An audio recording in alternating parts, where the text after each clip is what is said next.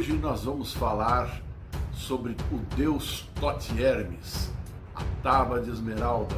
Vocês já ouviram falar sobre aquele livro, O Segredo, né, que era a revelação da revelação? Pois é, totalmente baseado no Cabalhão.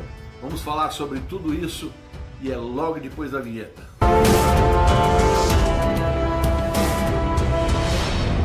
Quem foi Thoth Hermes? Thoth Hermes foi tido como um deus egípcio, uma divindade, que teria existido mais ou menos de 30 a 50 mil anos antes de Cristo. Data mais próxima e mais exata da construção das pirâmides. É claro, o Egito, as pirâmides, aquelas construções,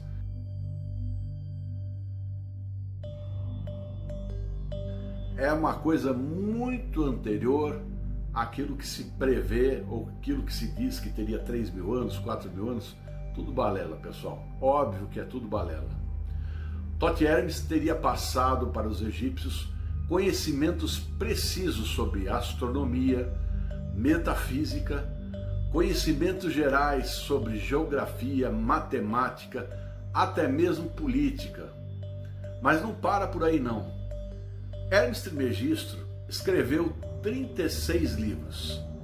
Os mais famosos são exatamente o livro dos Poimandres, o livro de Thoth e o livro Corpus Hermeticus.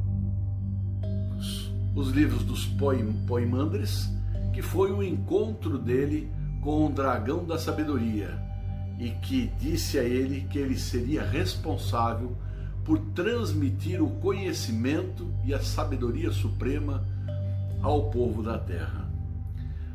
Também o livro, o Corpus Hermeticus. O Corpus Hermeticus é a base de toda a alquimia, de onde derivou o livro do Caibalion, né, escrito por 3 iniciados, e que contém as 7 leis herméticas, que são a base do conhecimento do esoterismo ocidental. Ou seja, tudo que você precisa saber para entender os mecanismos da vida, da espiritualidade, estão exatamente nesses 7 princípios, que são derivados do Corpus Hermeticus. E é claro, quando a gente fala de Corpus Hermeticus, é uma coisa também muito interessante, né? Corpus Hermeticus é corpo fechado, o corpo ele está totalmente selado, fechado. E daí surgiu a ideia do corpo fechado. Aí eu não vou pegar nada, né? Porque eu vou lá e vou fazer uma magia, alguma coisa assim, um ritual, e vou ficar com o corpo fechado e nada vai me afetar. Isso aí é balela, pessoal. Não existe esse corpo fechado. O corpo fechado está aqui, ó, na sua mente. O equilíbrio, a harmonia, tá? Que é explicado exatamente nos 7 princípios. Se você transcender a sua mente para poder entender esses 7 princípios, eu garanto para vocês que vocês vão ter as chaves do conhecimento humano, tudo aquilo que vocês precisam saber. E é claro, a lei de atração, o segredo, o grande segredo, também está implícito em uma das leis herméticas, que é o princípio da polaridade, na verdade é o 4º princípio, tá? Então você tem o livro Corpus Hermeticus, tá? E um livro de Thoth. O livro de Thoth é o livro do conhecimento sagrado, rituais mágicos, poderes para poder dominar a mente das pessoas. E dizem também na história que esse livro ele sumiu e apareceu por diversas vezes, só que ele carregaria um tipo de maldição, que o seu possuidor acabava morrendo por circunstâncias estranhas e coisas desse tipo, porque não teria sabido administrar o conhecimento previsto nesse livro. Sim, Thoth Hermes ele faz diversas advertências sobre os conhecimentos que ele passa, principalmente nos conhecimentos de magia e alta magia, tá? O hermetismo é a base onde vocês sabem que outros depois autores mais pós-modernos, como é o caso do Franz Bardon, como é o caso do Krantz, né, que também escreveu sobre hermetismo, e tantos outros aí explicando, criando fórmulas que se baseiam exatamente nos 7 princípios para poder desenvolver um trabalho mágico, né? É claro que magia começa aqui na mente, começa no entendimento. E se você não entender esses princípios, se você não conseguir compreender com a profundidade necessária, você não vai conseguir realizar absolutamente nada. Algumas coisas a gente sempre fala para as pessoas, por exemplo, a vontade direcionada, o pensamento criativo, quer dizer, tudo isso é necessário porque sempre vai estar ligado em algumas dessas 7 leis que você precisa aplicar, principalmente na sua vida. Tá? Eu vou explicar hoje para vocês o primeiro princípio, tá, do Kybalion, para que depois vamos fazer uma sequência, né, de 7, serão 7 vídeos, hoje o primeiro vídeo, tá, explicando cada um desses 7 conceitos herméticos. Você tem como primeiro princípio, vamos dar uma repassada em todos para vocês entenderem, o primeiro princípio, que é o princípio mental. O universo é mental, tá? É o princípio do mentalismo. O segundo princípio é o princípio da correspondência. O terceiro princípio é o da vibração. O quarto princípio é o princípio da polaridade. O quinto princípio é o princípio do ritmo. O sexto princípio é o princípio da causa e do efeito. O sétimo princípio é o princípio do gênero. Muitas coisas que a gente fala dentro dos nossos conceitos filosóficos, ocultistas, claro que a gente fala baseado exatamente nessas 7 leis herméticas. Todo iniciado sabe disso. E que se ele se distanciar do entendimento de tudo que está à sua volta, desses 7 conceitos, ele vai estar navegando aí contra a correnteza. O mais interessante é que todas as filosofias do mundo, filosofia oriental, você encontra correspondências dentro desses 7 princípios nas aplicações dos trabalhos de nível espiritual, mágico, seja de onde for, pessoal. Seja onde for. Quer um exemplo, por exemplo? Vocês querem um exemplo? O taoísmo, conceitos de yin e yang, o que é? O princípio da polaridade, e assim por diante.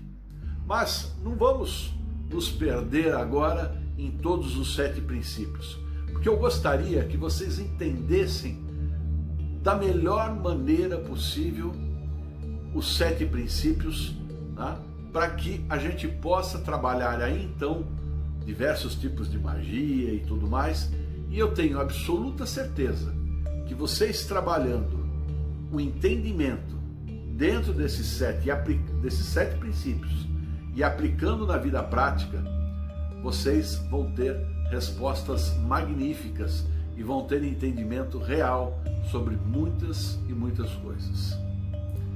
Então, o primeiro princípio é o princípio do mentalismo.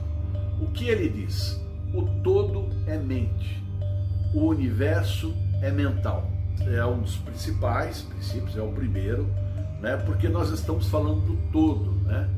Que a realidade, toda a realidade se oculta através das manifestações do poder criador, tá? Vamos chamar o todo de poder criador, tá? Que gera o nosso universo material, tá? Este espírito, este poder criador é obviamente impossível de ser concebido sob circunstâncias de como ele é, de que jeito ele se forma, mas você pode ter um entendimento dos reflexos que ele estabelece no universo. Por exemplo, para você poder conceber o que é o todo, eu já dei uma explicação até sobre isso, podemos imaginar que o universo é uma máquina perfeita. Ah, mas será que o universo é perfeito? Tem tanta coisa errada, tem destruição, tem furacões, tem tudo. Tudo isso que a gente pode chamar de caos é necessário para o estabelecimento da ordem. E tudo aquilo que acontece tem uma motivação, tem uma causa e tem um efeito, seja ele qual for. Tá? Então nada é obra do acaso. Esse é um fato inquestionável. Partindo desse princípio, você passa a entender que toda a nossa natureza mental e toda a nossa natureza física, tudo é um complemento de uma coisa e outra. E nós somos parte integrantes desse todo, ou seja, nós fazemos parte do todo e fazemos parte da mente universal. A mente que você tem, isso que você chama de mente, não estou falando de cérebro, não é seu. A sua mente não é sua. A sua mente é parte do todo. A nossa mente é a mente individualizada do todo, como uma parte dele. Puxa vida, então quer dizer que eu sou Deus? É, claro. Mas por que você não consegue fazer nada diferente do que você faz na sua vida? Por que você tem tanta dificuldade? Porque você não tem consciência exata dos poderes que você tem. Porque você não tem consciência exata de onde você pode chegar. Tá? E você também, muitas vezes, vai pensar de maneira negativa e vai atrair resultados negativos. Porque ao invés de você estar pensando em crescimento, você vai estar pensando em estabelecer poder sobre, poder para ter, poder para destruir, poder para atrair alguém à força, poderes que são absolutamente desnecessários, porque o todo está conosco. Então nós podemos criar todo um reflexo de uma vida da maneira que nos aprouver, tá certo? Muito bem. Então, continuando o exemplo, este poder criador é perfeito por si porque a natureza é perfeita. Nada se perde, tudo se transforma, tá? Você pode conceber o poder criador estabelecendo uma analogia com uma máquina perfeita. Imagine que você tivesse uma fábrica aí de calçados, por exemplo, e que existisse lá uma máquina que fabricasse os calçados. Ora, você vai ter que fazer manutenção na máquina, você vai ter que lubrificar, você vai ter que comprar matéria-prima para poder colocar na sua máquina, né? Todo produto vai ter que sofrer um acabamento no final, né? Você vai ter que preparar o couro para poder fazer o sapato, por exemplo, né? Então aí depois vai passar por aquele processo da máquina, a costura, a tintura, enfim, todos aqueles negócios. Então uma coisa muito complexa para chegar até o calçado que a gente veste no pé, tá certo? Bom, agora imagine você, se eu chegasse com uma máquina lá na sua fábrica e falasse, olha, esta máquina aqui é perfeita, você não precisa fazer manutenção nela, ela vai te dar toda a produção que você precisa para pagar exatamente todas as suas despesas e ainda sobrar um recurso que será o pagamento pelo seu trabalho, na medida exata do que você trabalhar. Então vai te sobrar esse recurso, você vai ter a quantidade exata de material e de calçados para você vender, para pagar tudo e ainda te sobrar um dinheiro. Então vai ser na medida exata do que você precisa. Em contrapartida, você não vai precisar fazer nenhuma manutenção. A máquina é perfeita. A máquina está lá, está instalada. Você começa, liga a máquina e ela é absolutamente perfeita. E conforme a demanda aumenta, a máquina se reprograma e começa a aumentar a sua demanda também. Então, você começa a fazer uma pergunta para si mesmo. Puxa vida, é uma máquina perfeita. Ela me dá na medida do que eu preciso. Exatamente. Se a demanda cresce, ela vai crescer, né? Eu vou crescer também, porque ela me possibilita isso, sendo uma máquina perfeita. Aí você passa a pensar o seguinte: puxa, é uma máquina perfeita. Quem teria feito ou concebido essa máquina? Ora, só pode ser um ser perfeito. Só pode ser um ser absolutamente perfeito. Porque não dá para sair tamanha perfeição de alguma coisa imperfeita. E você sabe muito bem que o poder criador, ele gera tudo que existe à nossa volta, né, através da sua mente, por emanações. Então nós recebemos as emanações que são criações do poder mental.